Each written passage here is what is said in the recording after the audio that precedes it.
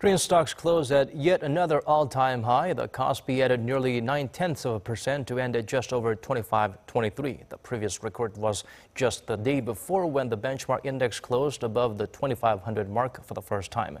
In Tuesday's session, it shot up to 25.28 at one point. The market was led by record-breaking profits at Samsung Electronics, whose stocks also rose to a new high. With the exception of last Thursday, the 26th, the Kospi has been closing at record levels every day since the 20th of this month. The Korean currency continues to strengthen against the greenback, trading at 1,121.